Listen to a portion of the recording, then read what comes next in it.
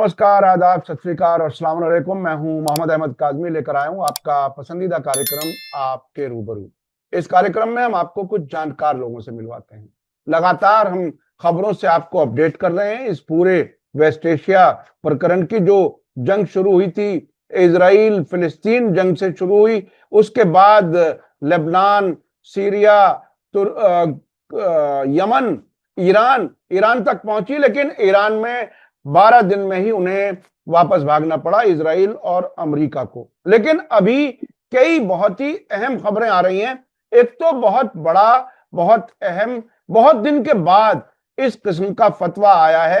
Ayatollah Khamenei की जान को खतरा, जो धमकी दी जाती रही है कत्ल करने की, उसके खिलाफ एक फतवा आया है आयतुल्लाह मकारिम शिराजी का और आयतुल्लाह हुसैन नूरी हमदानी का। इन दोनों दोनों आयतुल्लाह लेवल के उलमा ने जो फतवा दिया है वो बहुत ही गैर मामूली है।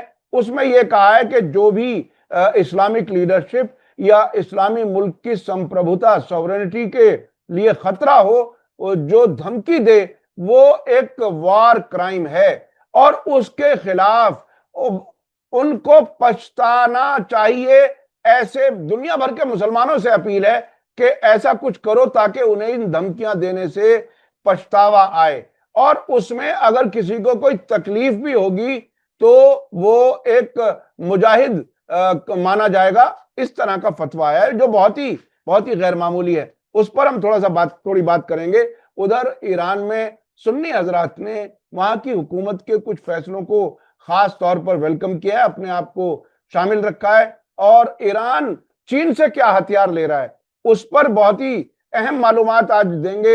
हमारे साथ आज खास मेहमान है जनाब फिरोज मीठी बोरवाला साहब, जो इंडो पैलेस्टाइन सॉलिडरिटी फोरम के फाउंडर सेक्रेटरी जनरल हैं और बहुत लंबे अरसे से इस फिलिस्तीन वाले मामले में जुड़े हुए हैं और इंटरनेशनल कॉन्फ्रेंसेस लगातार वो अटेंड करते रहे हैं इस अक्टूबर 2023 से अब तक। फिरोज मीठी बोरवाला साहब, वेलकम है आपका मीडिया स्टार वर्ल्ड को। आपने वक्त दिया उसके लिए शुक्रिया।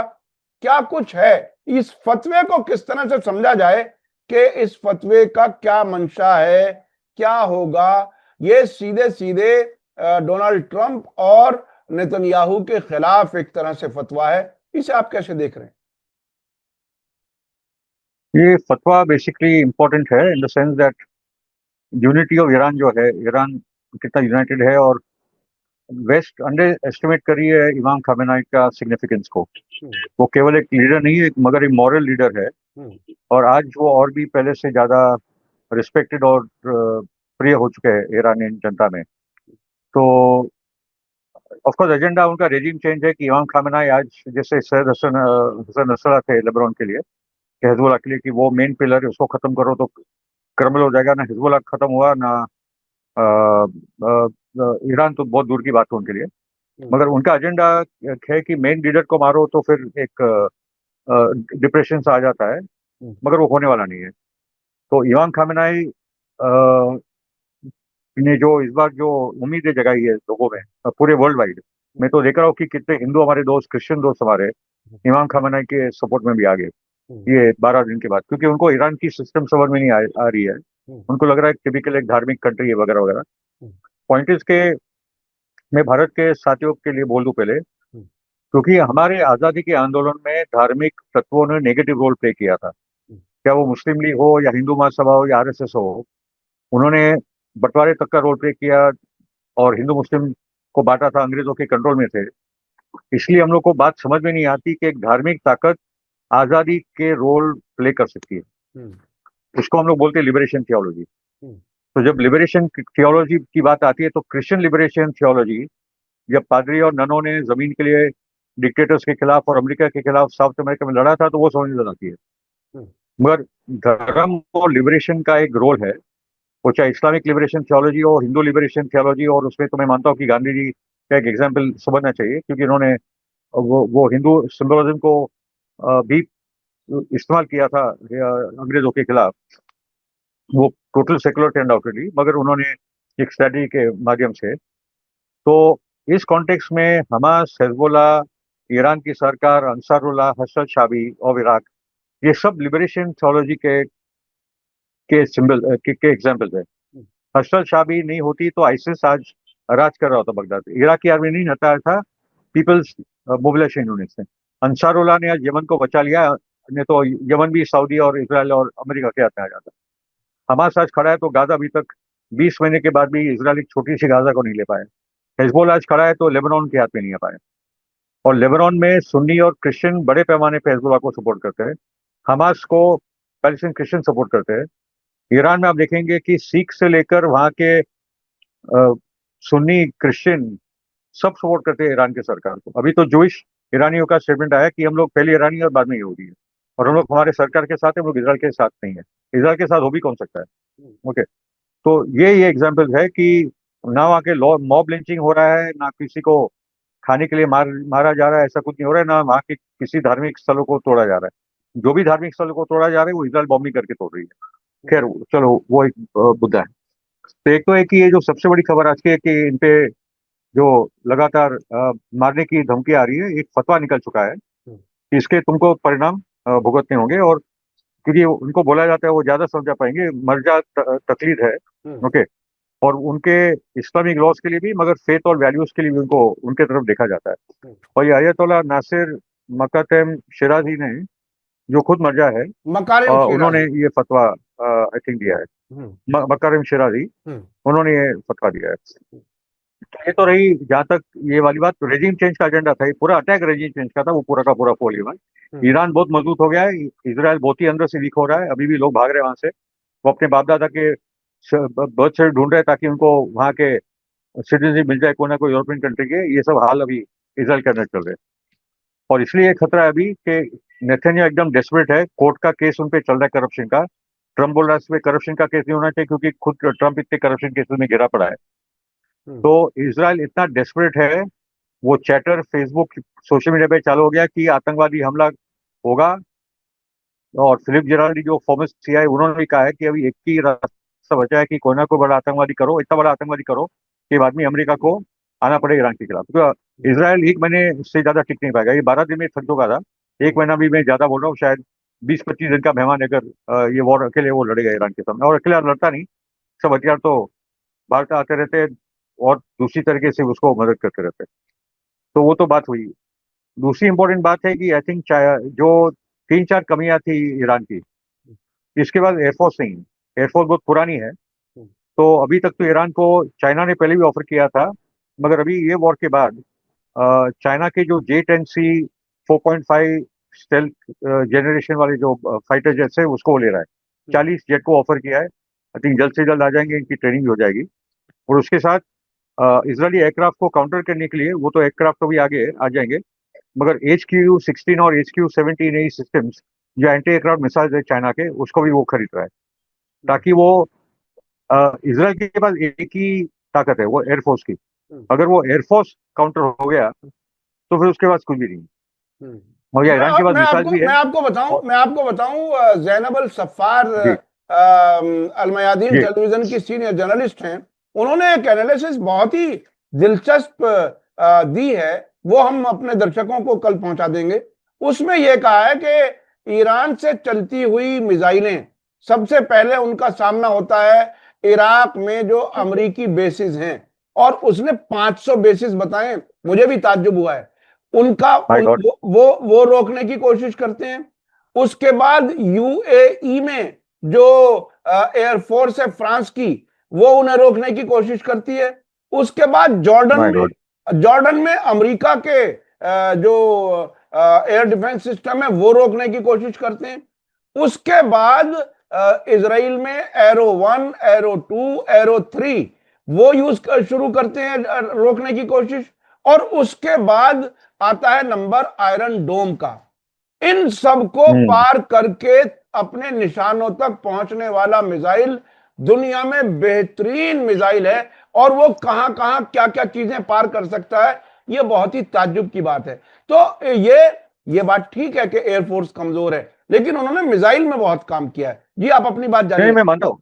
हाँ नहीं मैं मानता हूँ, मेरा बोलना है कि अभी एक ही जगह पे इसराइल हावी है, वो एयरफोर्स, जी जी, उसी से वो बिल्कुल। अटैक करता है। हाँ आप अपने एयरफोर्स मजबूत करते हो तो इसराइल का एक ही जो हाथ में एक एस है, जो इक्का है, वो खत्म हो जाएगा। उसके बाद कोई उसके पास कुछ भी नहीं है। जमीन पे तो हमास का मुकाबला नहीं कर पा रहा। ठीक है। बिल्कुल। तो इसराइल की एयरफोर्स को काउंटर करने के लिए अभी ईरान का एयरफोर्स, जो Chinese 4th generation 4.5 generation fighter jets है, तो इसराइल का गेम खत्म हो उसके बाद। ओके। दूसरी बात है, ईरान का मिसाइल सिस्टम तो इसराइल छोड़ो, वो अमेरिका से ज्यादा एडवांस है। बिल्कुल। ईरान के पास जो मिसाइल्स है वो अमेरिका के पास क्या किसी बात दुनिया में नहीं, उन्होंने क्या क्या बना दिया है। बिल्कुल। ओके। और वो जो कविंग वाला मिसाइल आता है वो तो कमाल की बात है। वो कुछ प्लाज्मा मिसाइल है, वो कुछ नई बात है, उसको कोई रोक ही नहीं पा रहा है। और ये इतना डैमेज हुआ ये है जो 12 ये दिन जो में। ये जो बात आपने प्लाज्मा वाली बताई, ये वाली बात इससे पहले छुपी रही थी। इस जंग से जी पहले एक एक रिपोर्ट आई थी जिसको मैंने अपने दर्शकों तक भी पहुंचाया था कि प्लाज्मा जी हथियार जो है वो बहुत ही खतरनाक किस्म का है, लेकिन उसके बारे में कोई डिटेल से डिस्कस नहीं हुआ था। प्लाज्मा टेक्नोलॉजी उन्होंने अपने मिसाइल में इस्तेमाल की है, ये बात आपने कही। ये बहुत बहुत बड़ी जी। बात है। अच्छा अच्छा, मैं चलना चाहता हूं जरा ईरान के अंदर के क्या हालचाल है। ईरान में कहते हैं कि सुन्नी लोगों ने एक तरह से ईरान की सरकार के साथ फ्रेटर्निटी और इत्तेहाद दिखाया। वहां अंदर से क्या कुछ खबरें आ रही हैं? नहीं, एक्चुअली देखिए, ईरान का राष्ट्रवाद बहुत स्ट्रांग है। आप सुन्नी हो, शिया हो, अरब हो, पर्शियन हो, अजरी हो, लोर हो, उनका ईरानियन सभ्यता, हम्म। उनकी सिविलाइजेशन बहुत स्ट्रांग है। हम्म। तो वो एक ही थे। पॉलिटिकल मतभेद तो होते हैं, हम्म। हर देश में रूलिंग पार्टी ऑपोजिशन पार्टी वगैरह वगैरह होता है। मगर ये जब वॉर हुआ तो इसराइल ने पता नहीं क्या, लोग बोलते हैं कि इनके पास बहुत सारा दिमाग है, उनके पास कोई दिमाग ही नहीं। हम्म। ओके। एक अटैक करके ईरान को इतना अंदर से मजबूत कर दिया कि एक मेरे ईरानी दोस्त ने बोला कि हम लोग करोड़ डॉलर भी इस्तेमाल फेंक देते हैं तो इतने नौजवान हमारे साथ नहीं आते जो आज इतने आ जाए। नौजवान बहुत बड़े पैमाने पर आए ये पूरे बिल्कुल। बिल्कुल। ईरान को के साथ खड़े होने के लिए और ईरान को बचाने के लिए। ओके। उन्होंने अपनी जिम्मेदारी निभाई, एक एक मोहल्ले को संभाला है, लोगों को मदद की, एक दूसरे ने मदद की है। एक अलग टाइप का एक माहौल बन गया है और ईरान के लोग बोल रहे हैं कि अभी हम लोग उनको छोड़ेंगे नहीं, फिलिस्तीन को आजाद करेंगे। ये लड़ाई फिलिस्तीन के लिए हो रही है। बिल्कुल। ये तो बिल्कुल। ईरान पे सैंक्शन वगैरह वगैरह लोग नहीं समझ पाते। लोग बोलते कि ईरान ने हमला क्यों नहीं किया पहले। अरे भाई, ईरान 40 साल से भुगत रहा है सैंक्शन पैलेस्टाइन के लिए। पूरा जो एक्स ऑफ रेजिस्टेंस है, अंसारुल्लाह बोलो या सीरिया, तो उसी में असद भी गिर गया कि वो पैलेस्टाइन के साथ खड़ा, हिजबुल्लाह बोलो, ये सब है जिन्होंने इतना त्याग दिया है पैलेस्टाइन के लिए। मगर इसराइल ने गलती की, बहुत बड़ी गलती की कि इन्होंने ईरान को अटैक करके अभी वो पूरे जंग में लाए। और जो ईरान के फॉरेन मिनिस्टर है यूनाइटेड नेशंस को, वो बोल रहे हैं कि एक प्रस्ताव पारित होना चाहिए इसराइल और अमेरिका के खिलाफ, क्योंकि इन्होंने इलीगल वॉर किया है। और कंपेंसेशन और रेपरेशन की बात होनी चाहिए। कोई तो कानून है कि नहीं दुनिया में, ये इन्होंने मारा है तो उनको फिर भुगताई तो देनी पड़ेगी। जैसे बिल्कुल। जर्मनी ने दिया था सबको अटैक करने के बाद, ये देना पड़ेगा आपको। तो बहुत कुछ हो रहा है इंटरनेशनल पॉलिटिक्स में, जिसमें अमेरिका और इसराइल और भी आइसोलेट हो रहा है, ब्रिटेन भी और आइसोलेट हो रहा अच्छा, ये एनपीटी और आईएईए वाला जो मामला है जिसमें ईरान ने ये कह दिया कि आईएईए के इंस्पेक्टर्स की सिक्योरिटी की हमारी कोई गारंटी नहीं है, और उन्होंने ये भी कह दिया कि जो ग्रॉसी हैं, जो उसके चेयरमैन हैं, उनको आने की इजाजत हम नहीं देंगे, हम नहीं दे सकते। यानी अब ये जो आईएईए से रिश्ता तोड़ने की बात और एनपीटी से हटने की भी बात ईरान में बहस हो रही है। आपको क्या लगता है कि क्या जो तमन्ना आपने अब से पहले कई बार की है अपने उसमें कि ईरान को एटम बम बना लेना चाहिए, क्या आपको लगता है उस फैसले के नजदीक जा रहा है ईरान? है। डेफिनेटली जा रहा है। देखो, राफेल ग्रोसी तो इसराइल का स्पाई है। वो अर्जेंटीनियन जू है, जो मैंने एक ही बात पढ़ा है। मगर कुछ तो गोलमाल है, क्योंकि राफेल ग्रोसी और उसके आईए के जो भी जा रहे थे इंस्पेक्शन के लिए, सब इसराइल को और अमेरिका को इन्फॉर्मेशन दे रहे थे, साइंटिस्ट के नाम, दूसरे सीक्रेट जो उनको काम नहीं था। और मुझे तो भी पता ही चला कि आईए का 60% फंडिंग भी अमेरिका करती है। एक्चुअली वो प्राइवेट बॉडी है जिसका फंडिंग अमेरिका करती है और ये सब इंस्पेक्शन सब जगह करवाती है। आईए को तो खत्म ही करो और वो इंस्पेक्टर्स को बंदी करो। अभी ईरान में एक इंस्पेक्टर उनका आना नहीं, राफेल ग्रोसी तो दूर की बात है। ओके। क्योंकि उन्होंने फेक इन्फॉर्मेशन देकर इसराइल को मौका मिला दिया था, जैसे डब्ल्यूएमटी वाली बात थी इराक की। बिल्कुल। भी बिल्कुल। पूरी दुनिया इराक को डब्ल्यूएमटी की झूठी बात मानती है, जानती है, तो यहाँ भी किसी ने उसकी बात मानी नहीं। हमको, हम सबको पता था झूठ पे झूठ चल रहा है। तो आईए की तो खत्म है कहानी। अभी ईरान को तो अमेरिका से एक बात सीखनी चाहिए कि ईरान अमेरिका बातचीत करते करते वो बिट्रे करता है, तो ईरान भी यहाँ बातचीत करते करते एनपीटी से उनको निकल जाना चाहिए और एक दिन न्यूक्लियर टेस्टिंग कर लेना चाहिए कि भाई मेरा हो गया, मेरे पास न्यूक्लियर बॉम्ब है, अभी मेरे आसपास भी आना मत। ओके, जिस दिन उसने न्यूक्लियर डिटरेंट डिक्लेयर कर दिया, ट्रम्प आके बोलेगा इमाम खामेनाई मेरा अच्छा दोस्त है, आई लव खामेनाई, जैसे वो किम जोंग उन के बारे में बोलता था वगैरह वगैरह, वो सीधा लाइन पे आ जाएगा। ओके, डरपोक तो बहुत है ये लोग। ओके, तो ताकत के सामने, ईरान की मिसाइल की ताकत के सामने ही ये लोग झुक गए थे 12 दिन के अंदर, इसलिए ऊपरी ऊपरी हमला ट्रम्प करके निकल गया, कोई खास हमला नहीं था फोर्डो इस्फान पे। और अमेरिका को ही पता था कि सब साइंटिस्ट न्यूक्लियर एनरिचमेंट जो 60% है वो सब उन्होंने निकाल दिया था, अंदर पहाड़ के नीचे कुछ था ही नहीं। ओके, तो ऊपर से हमला करके एक ही बार हमला हुआ, आपको अगर डिस्ट्रॉय करना था अंदर का न्यूक्लियर प्लांट तो आपको बहुत सारे हमले करने थे, तो बॉम्बिंग रन कर लिया। ट्रम्प ने बोला मैंने बहुत बड़ा हमला किया है, CNN और न्यूयॉर्क टाइम्स ने बोला कुछ खास नुकसान नहीं हुआ है, वो भी जो ट्रम्प बोला फेक न्यूज है वगैरह वगैरह। अमेरिका में भी बहुत बड़ी बहस चल रही है कि इसमें एक्चुअली क्या हुआ है, मगर अभी ज्यादा कुछ मॉरल बेसिस रहा नहीं है एनपीटी को, क्योंकि ईरान ने ईमानदारी से NPT का पालन किया है, बहुत ज्यादा ही किया है। ओके, इतना सताया, इकोनॉमिक सैंक्शंस ओबामा से साइन होता है, ट्रम्प तोड़ता है, बाइडेन वापस आता नहीं, ये सब उन्होंने किया है। तो भी इतने साल से, 10 साल से एक्चुअली ईरान ये सब कर रही है, अभी हो गया खत्म, अभी आप पे अटैक हो चुका है, अभी खत्म करो। एंड दुनिया बोल रही है कि ईरान के बाद एटम बॉम्ब आना चाहिए, क्योंकि ये दोनों साइकोटिक मास मर्डर है। क्योंकि अभी इसराइल के पास कोई ताकत बची भी नहीं है न्यूक्लियर बॉम्ब के अलावा, और वो बेनवीर ने बोल भी दिया कि हिरोशिमा नागासाकी के बाद ही वर्ल्ड वॉर 2 खत्म हुई, तो वो उसी दिशा में सोच है। ट्रम्प के साथ भी कुछ चर्चा हो रही थी, तो वो भी हिरोशिमा नागासाकी की बात आई, वो तो हिरोशिमा नागासाकी की बात कर रहे हैं। ईरान उस पर और टाइम ना, सब ईरान के जो शुभचिंतक है दुनिया में उनको वही बोल रहे कि न्यूक्लियर बॉम्ब बना लो, अपना खुद का बनाओ। अच्छा, इजराइल के अंदर से बड़ी अजीब दिलचस्प खबरें आ रही हैं। वो फौज जो उनको बचाने का काम कर रही थी, उस फौज के खिलाफ हमले शुरू हो गए। जायनिस्ट सेटलर्स ने वेस्ट बैंक में अपनी ही फौज के खिलाफ हमले शुरू कर दिए, और अब बेजलेल स्मोट्रिच उनको, अपने ही लोगों को, यहूदियों को, जायनिस्ट को आतंकवादी कह रहा है, टेररिस्ट कह रहा है। क्या लगता है कि अंदर इजराइल में तोड़फोड़ और तेज होगी? किस तरफ जा रहा है, क्या हाल है? होगी होगी होगी, क्योंकि देखो ये बेजल और स्मोट्रिच और बेनवीर ही सेटलर्स के माई बाप है एक्चुअली। उन्हीं का एजेंडा था कि सेटलर्स को आगे बढ़ने दो, और सेटलर्स मिलिशियाज है, उनके पास बंदूकें हैं, वो वहाँ के खेतों को जलाते हैं, इनके घरों को जाके उजाड़ते हैं, उनके कुएं में सीमेंट डाल देते हैं, उनके बकरियों को मार डालते हैं। ये एकदम एकदम साइकोटिक किस्म के मास मर्डरर्स है। तो अभी ये सेटलर्स लगता है कि उनको भी परेशानी शुरू हो चुकी है अंदर अंदर, और इजरायली आर्मी के साथ। एग्जैक्टली डिटेल अभी बाहर नहीं आए, मैंने भी एक रिपोर्ट पढ़ी थी। वो जैसे अंदर से इजरायल वीक होगा, अंदर जब समझेंगे तो अभी बाहर मार नहीं सकते, तो अंदर अंदर उनकी लड़ाई चालू होने वाली। और आप और एक बात देख लीजिए कि मैं जो ग्लैस्टनबरी का आपको मेंशन कर रहा था पहले, ग्लैस्टनबरी दुनिया की सबसे बड़ी म्यूजिक फेस्टिवल है, सबसे बड़ी। जी जी। और पूरे दुनिया भर के म्यूजिशियंस आते हैं, दुनिया भर के लोग वहां जाते हैं, it is a mass gathering, बहुत सारे स्टेजेस लगते हैं और बहुत सारे दुनिया के कमाल के सब म्यूजिशियंस आते हैं। तो इस बार जो वायलेंट करके जो है रैपर, उसने तो फ्री फ्री पैलेस्टाइन के नारे भी दे दिए, और death death to the IDF, death death to the IDF. ये बहुत बड़ी बात है कि इंग्लैंड में, यूके में इस तरह से इतनी बड़ी इवेंट में कोई, अब से पहले तो हमने यूनिवर्सिटियों में स्पीच होता सुना था, लेकिन अब ऐसा लगता है कि जो सेंटिमेंट्स हैं आवाम के, वो बहुत ज्यादा इजराइल के खिलाफ और फिलिस्तीन के हक में हैं। अच्छा, मैं अब चलना चाहता हूं सीरिया और इजराइल के बीच में क्या हो रहा है, वो नॉर्मलाइजेशन की कहानी। नहीं, मैं ग्लैस्टनबरी का नहीं, ग्लैस्टनबरी का इतना ही आपको बता दूं कि आईडीएफ को उसने क्यों बोला है, उसने इजराइल को नहीं बोला, डेट डेट टू इजराइल वगैरह नहीं बोला है।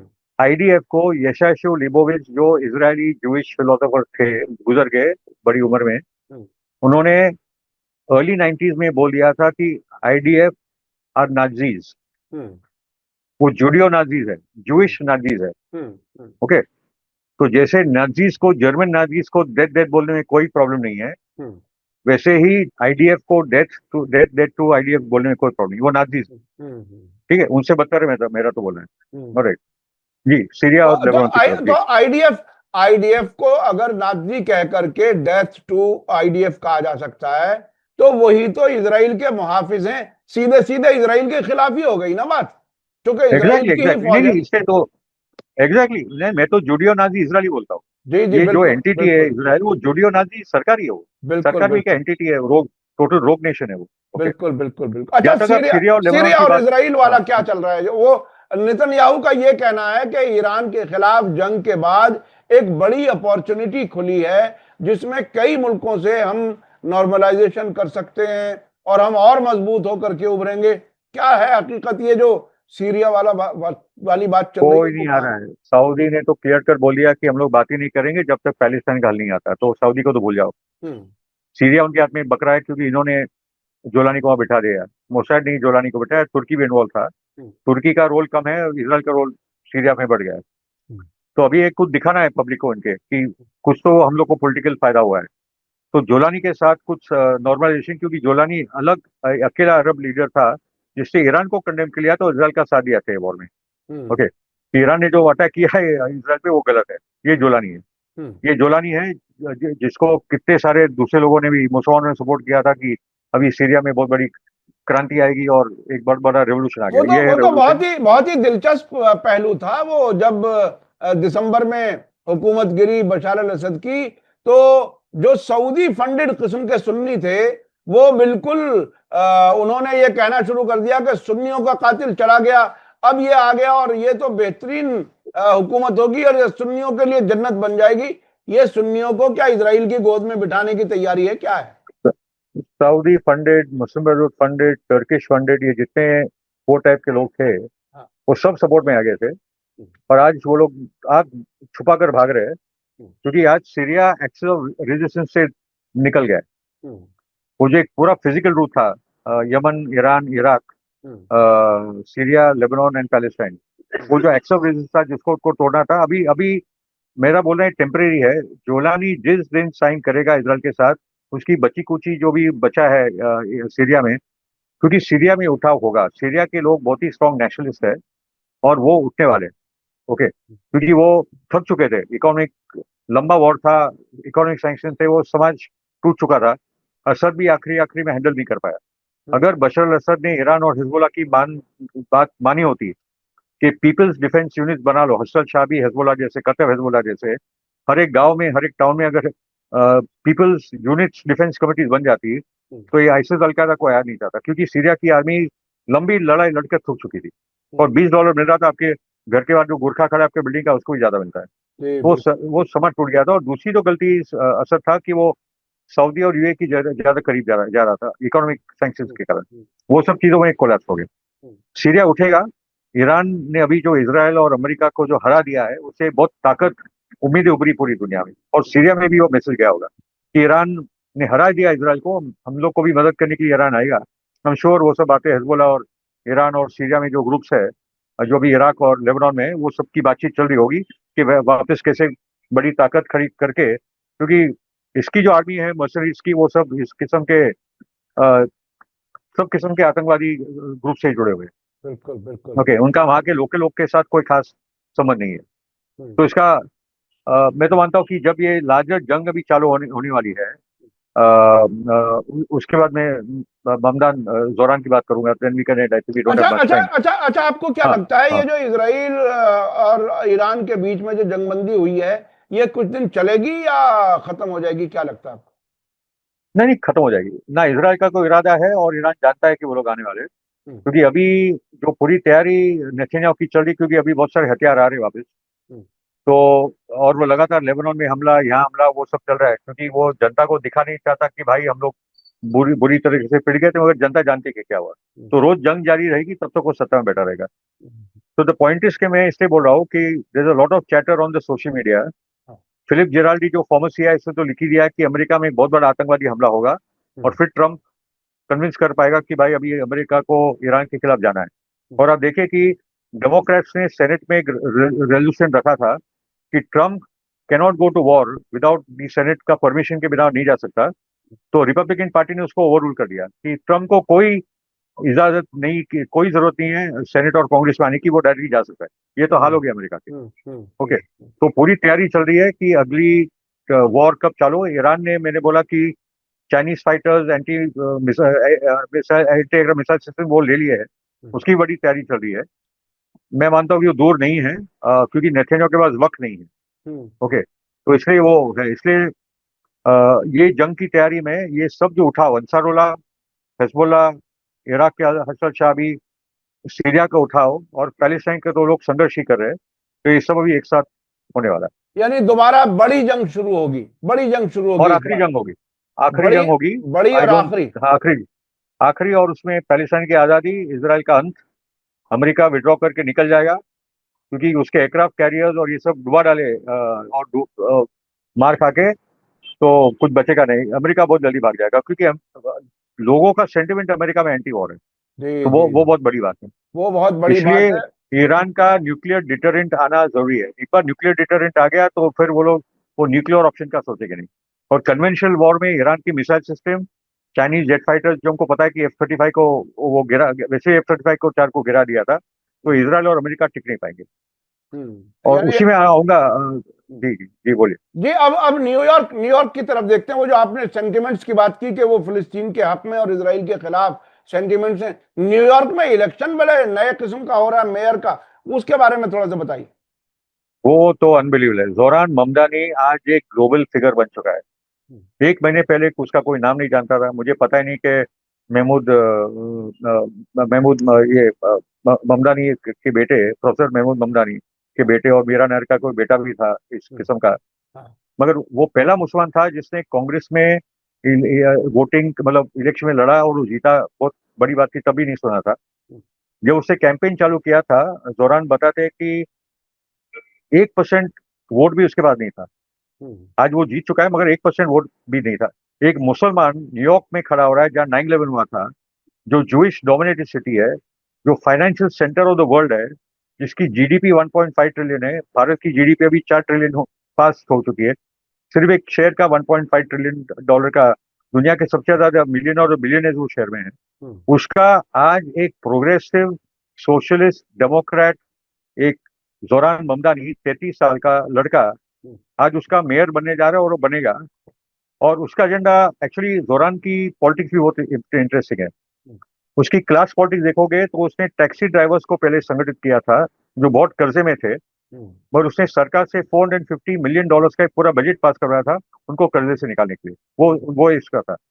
उसकी student politics was students for justice for Palestine. वो स्टूडेंट पॉलिटिक्स के दिन से ही पैलेस्टाइन के साथ जुड़ा है। तो वो दोनों जो इसकी धारा है, वो दोनों को आगे बढ़ा रहे हैं। और वो जीत क्यों रहा है? आप सोचो कि वो देखो, उसने ट्रम्प, नेतन्याहू, मोदी सबको लड़का रहा है, वो तीनों के खिलाफ है। मोदी का गुजरात का नरसंहार, नेतन्याहू जो नरसंहार कर रहा है, और ट्रम्प का जो पूरा अथॉरिटेरियन पॉलिटिक्स चल रहा है, इमिग्रेंट्स को उठाकर जेलों में डालना और देश से निकालना, ये तीनों के खिलाफ बोल रहा है। ओके, एक 33 साल का लड़का आज वो बोल रहा है। उसके साथ उसका जो प्रोग्रेसिव एजेंडा है, क्योंकि इसको बोला तुमने ये जो रेडिकल इकोनॉमिक एजेंडा बोला, खुद रेडिकल नहीं। जब मैं गया था मेरे वोटर्स के पास वोटिंग कॉन्स्टिट्यूंसी में, तो मैंने पूछा, भाई कि तुम लोगों ने इस बार 11% वोट, डेमोक्रेटिक वोट शिफ्ट क्यों हुआ ट्रम्प की तरफ?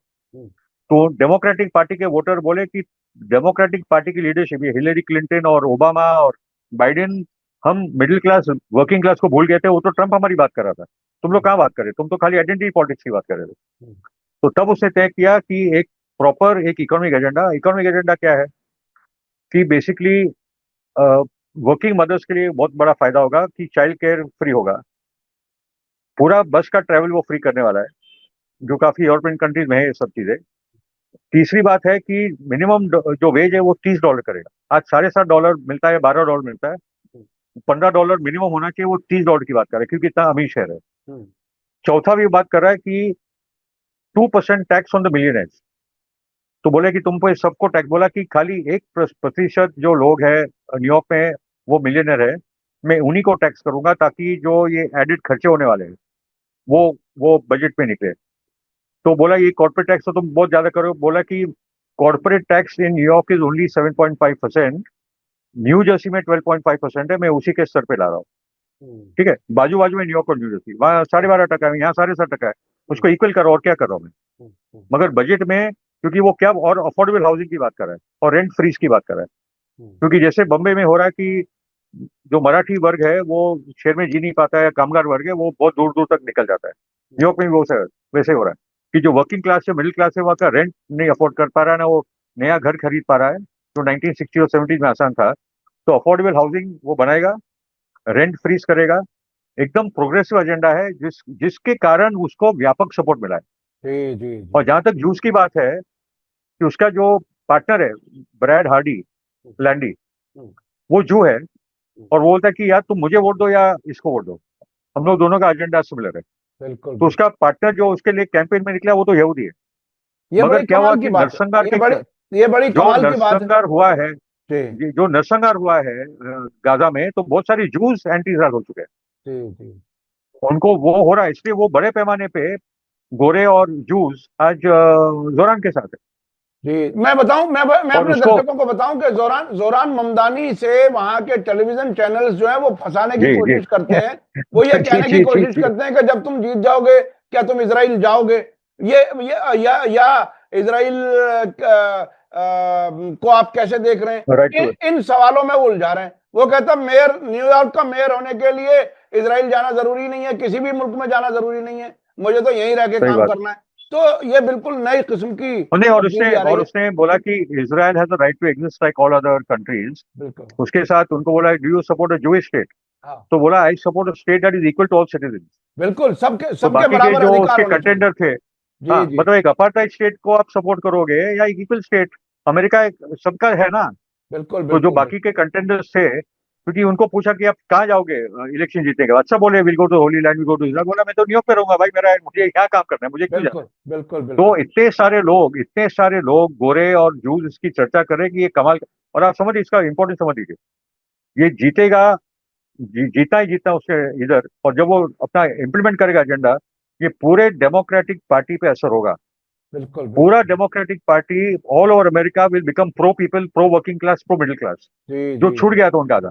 ये एक तो ये बहुत बड़ी एक ये क्रांति। ये एक बड़ी तब्दीली एक मुस्लिम यंग नौजवान पॉलिटिशियन ओह माय अमेरिका में गॉड। करने वाला है। ये बहुत बड़ी बात है। और ये और ये मुस्लिम अपने आप को शिया भी बोलता है कभी कभी, जी जी जी जी जी। बिल्कुल बिल्कुल। वो भी तो बोल देता है मैं मुस्लिम हूँ, हाँ ये भी बोलता है बिंदास। हाँ। ओके। और मतलब ये कमाल का बंदा है, साउथ एशियन सभी उसके साथ है, या बिल्कुल। हिंदुत्व की लॉबी, कंगना रनौत सब उसके पीछे लगे हैं। जितना ट्रंप उसको गाली देगा उसकी पॉपुलैरिटी बढ़ेगी, जी जी जितना जी। कंगना राउत उसको गाली देगी उसका पॉपुलैरिटी बढ़ेगी। बिल्कुल। अभी जो खतरा है, मतलब उसको डेथ थ्रेट भी आ रहा है हाँ कि तुम्हारे परिवार को मार देंगे, तुम्हारी कार को उड़ा देंगे, जैसे हम लोग ने पेजर बॉम्ब थे उससे भी उड़ा देंगे, ये सब उसको हो रहा है। जी मगर वो जी। अपनी बात से पीछे नहीं हट रहा वो अपनी बात से पीछे नहीं हट रहा। बहुत बहुत शुक्रिया है। जनाब और आज की आखिरी, हाँ आज की एड, तो इसने बोला कि मुझे पैसा भेजने बंद करो, जितना मुझे पैसा लगा था मेरे पास आ चुका है भाई, मत दे तो मुझे पैसा। ये कौन जी सा जी जी। पॉलिटिकल होता है ये बहुत बड़ी बात है कि पैसा लेने से मना कर रहा है, नए किस्म का पॉलिटिशियन। भाई। बहुत बहुत शुक्रिया, बहुत बहुत टोटली शुक्रिया। टोटली। फिरोज मिथी बोरवाला साहब, मैं अपने दर्शकों से कहूं कि इतने सारे इश्यूज पर इतनी भरपूर जानकारी आपको इस इंटरव्यू में मिली है। आपको कैसा लगा कमेंट्स में जरूर लिखें और ज्यादा से ज्यादा लोगों तक शेयर करें। इसी के साथ मुझे दीजिए इजाजत। धन्यवाद, शुक्रिया, जय भारत, जय हिंद। मीडिया स्टार वर्ल्ड के और वीडियो देखने के लिए हमारे चैनल को सब्सक्राइब करें और सीधे नोटिफिकेशन पाने के लिए बेल आइकन दबाएं। और अगर हमारी खबर सच्ची और अच्छी लगे तो अपने व्हाट्सएप, इंस्टाग्राम, फेसबुक और ट्विटर अकाउंट पर जरूर शेयर करें।